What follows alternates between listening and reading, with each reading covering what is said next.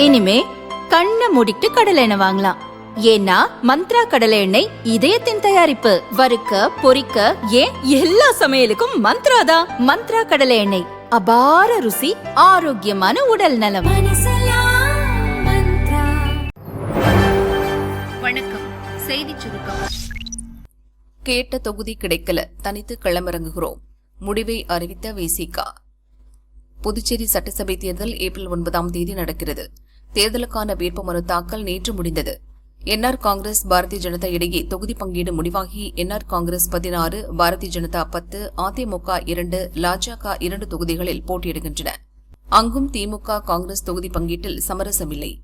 வேட்புமனு தாக்கல் செய்து யாருக்கு எந்த தொகுதி என மோதல் நீடிக்கிறது. காங்கிரஸ் 16, திமுக 14 தொகுதிகள் போட்டியிடும். விசிக, கம்யூனிஸ்டுக்கு திமுக தொகுதிகளை அளிக்கும் என முடிவு செய்துள்ளனர். இந்த சண்டையில் இருந்து கூட்டணியில் உள்ள விசிக தலைவர் திருமாவளவன் வெளியேறியுள்ளார்.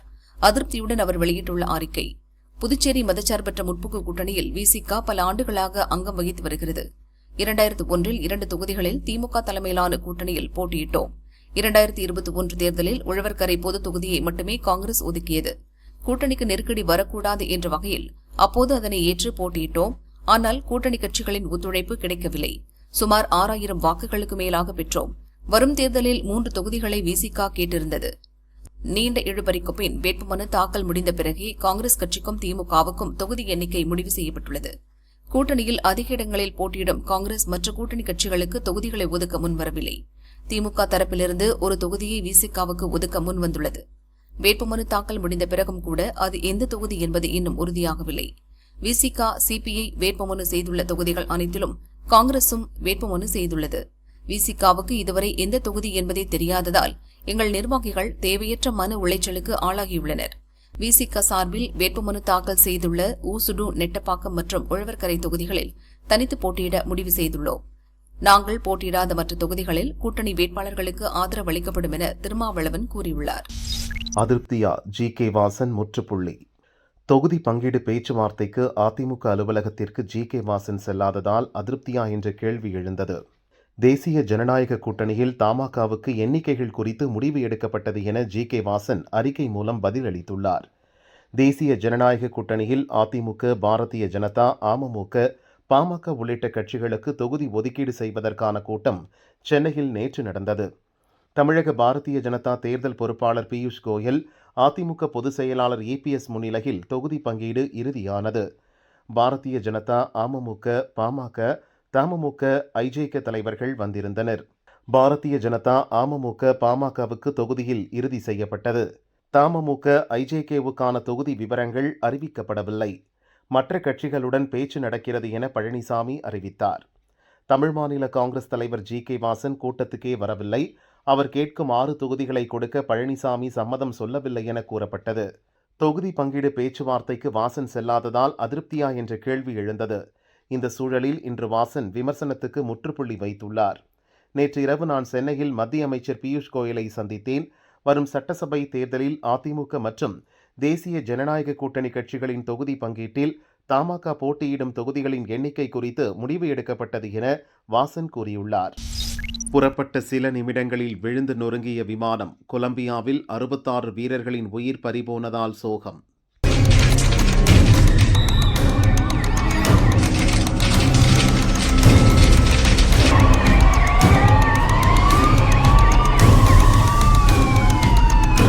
தென் அமெரிக்க நாடான கொலம்பியாவின் தென்பகுதியில் அமைந்துள்ளது பியோர்ட்டோ லிக்யூசமோ. இந்நகரில் இருந்து நேற்று மாலை 125 ராணுவ வீரர்களுடன் ஹெர்குலஸ் 130 ரக ராணுவ விமானம் புறப்பட்டது. விமானம் புறப்பட்ட சில நிமிடங்களில் திடீரென தரையில் விழுந்து நொறுங்கியது. விமானம் வெடித்ததில் அதிலிருந்து பலர் தீயில் உடல் கருகி பலியாகினர். உடனே மீட்புப் படையினர் மீட்பு பணியில் ஈடுபட்டனர். முதலில் 36 பேரின் உடல்கள் கருகிய நிலையில் மீட்கப்பட்ட நிலையில் பலி எண்ணிக்கை 66ஆக உயர்ந்துள்ளது. விமானம் புறப்பட்ட இடத்திலிருந்து 1.5 கிலோமீட்டர் தொலைவிலேயே விழுந்து நொறுங்கியது அந்நாட்டில் பெரும் பரபரப்பை ஏற்படுத்தியுள்ளது. உயிரிழந்த அனைவரும் ராணுவ வீரர்கள் என்பதால் இது குறித்த விசாரணை தீவிரமடைந்துள்ளது. 20க்கும் மேற்பட்டோர் காணாமல் போயிருப்பதால் அவர்களை தேடும் பணி முடுக்கிவிடப்பட்டுள்ளது. மீட்புப் பணி முடிந்த பிறகே விபத்துக்கான காரணம் குறித்த விசாரணை துவங்கும். விமானத்தின் கருப்பு பெட்டி கிடைத்தால்தான் என்ன நடந்தது என்பது பற்றி தெரியவரும் என அதிகாரிகள் கூறியுள்ளனர்.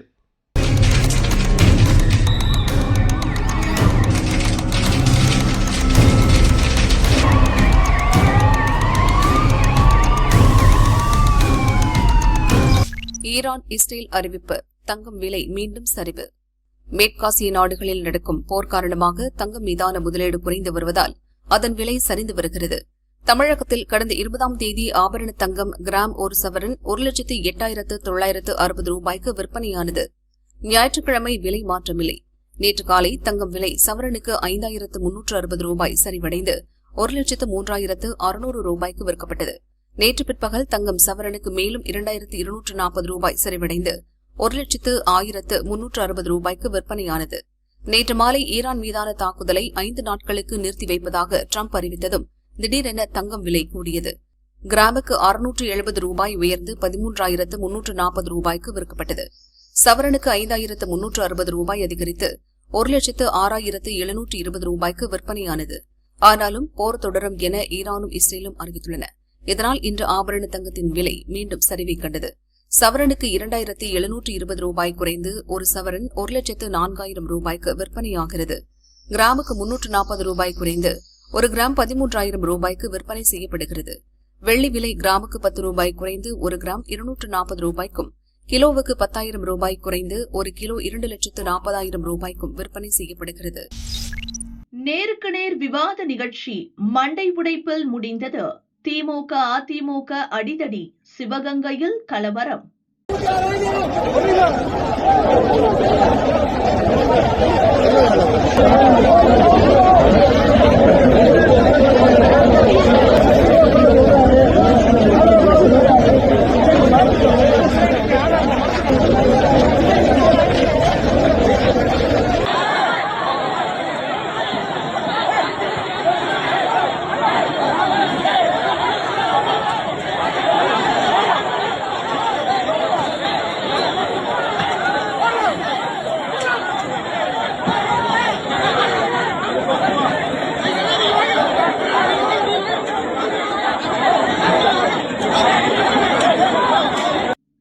சிவகங்கை மாவட்டம் காரைக்குடியில் தனியார் தொலைக்காட்சி சார்பில் சட்டசபை தேர்தலையொட்டி நேருக்கு நேர் விவாத நிகழ்ச்சி நடந்தது. திமுக சார்பில் சேங்கை மாறன், அதிமுக சார்பில் முன்னாள் எம்எல்ஏ உமாதேவன் மற்றும் நாம் தமிழர் கட்சி சார்பில் இடும்பாவனம் கார்த்தி பங்கேற்றனர். உமாதேவன் பேசும்போது, ஓபிஎஸ் தலைமையில் அதிமுக நிர்வாகிகள் திமுகவில் இணைந்ததை கடுமையாக விமர்சித்து பேசினார். ஓபிஎஸ்ஐ எம்ஜிஆர் ஜெயலலிதா ஆன்மா மன்னிக்காது என உமாதேவன் கூறியபோது திமுக நிர்வாகி சேங்கை மாறன் இடைமறித்து பேசினார். நீ எத்தனை கட்சி மாறி வந்திருக்கேன்னு எனக்கு தெரியாதா? உனக்கு ஓபிஎஸ்ஐ பற்றி பேச தகுதியில்லை என்றார். இருவருக்கும் வாக்குவாதம் ஏற்பட்டு கெட்ட கெட்ட வார்த்தைகளால் திட்டிக் கொண்டனர். நேருக்கு நேர் நிகழ்ச்சியில் நிர்வாகிகள் மோதிக்கொள்வதை பார்த்ததும் நிகழ்ச்சிக்கு வந்திருந்த திமுக மற்றும் அதிமுக தொண்டர்களும் மோதிக்கொண்டனர். இருதரப்பினரும் சேர்களை தூக்கி எறிந்தும் கற்களை வீசியும் ஒருவரை ஒருவர் மாறி மாறி தாக்கிக் கொண்டனர். கலவரம் வெடித்தது.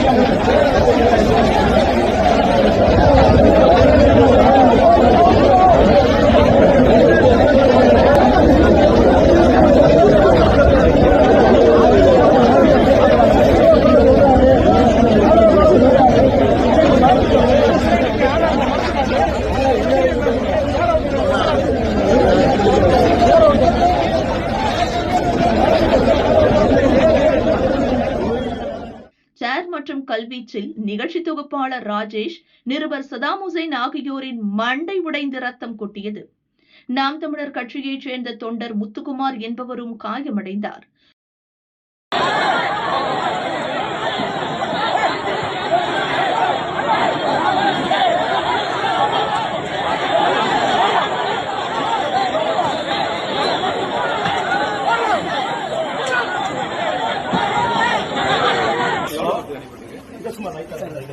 ஹலோ இந்தாங்கண்ணா சார். கழுத்து இந்த பாருங்க, சட்டு ஷர்ட் எல்லாமே இருந்துச்சு பாருங்க. போலீசார் விரைந்து சென்று சண்டையை விலக்கிவிட்டு அனைத்து கட்சியினரையும் கலைந்து போக செய்தனர். இதனால் விவாத நிகழ்ச்சி நடந்த இடமே போர்க்களம் போல காட்சியளித்தது. காயமடைந்த மூவரும் மருத்துவமனையில் அட்மிட் செய்யப்பட்டனர். இந்நிலையில் திமுக சார்பில் அளிக்கப்பட்ட புகாரின் அடிப்படையில் அதிமுக முன்னாள் எம்எல்ஏ உமாதேவன் உட்பட அதிமுக, நதக, பாஜவை சேர்ந்த 100 பேர் மீது வழக்கு பதியப்பட்டுள்ளது. நாம் தமிழர் கட்சியினர் அளித்த புகாரின் அடிப்படையில் திமுக மாவட்ட துணை செயலாளர் சேங்கைமாறன், மதிமுக மாவட்ட செயலாளர் பசும்பொன் மனோகரன், காங்கிரஸ் நிர்வாகி ஜெயபிரகாஷ் உள்ளிட்ட 16 பேர் மீது வழக்கு பதிவு செய்யப்பட்டுள்ளது. இது தொடர்பாக பாஜ மாநில முன்னாள் தலைவர் அண்ணாமலை வெளியிட்டுள்ள அறிக்கையில் கூறியிருப்பதாவது: சிவகங்கையில் நடந்த விவாத நிகழ்ச்சியில் தொகுப்பாளர் மீதே திமுகவின் மாவட்ட துணை செயலாளர் சேங்கைமாறனின் அடியாட்கள் தாக்குதல் நடத்தியிருக்கிறார்கள். திமுகவினரின் இந்த அராஜக போக்கு வன்மையாக கண்டிக்கத்தக்கது. இனி ஆட்சிக்கே வர முடியாது என்பது தெரிந்ததும் திமுகவினர் எல்லை மீறி போய்க் கொண்டிருக்கிறார்கள். திமுகவில் நிரம்பியுள்ள ரவுடிகளால் ஊடகவியலாளர்களுக்கே பாதுகாப்பில்லை எனும்போது அப்பாவி மக்கள் நிலை என்ன என அண்ணாமலை ஆவேசமாக கேட்டுள்ளார்.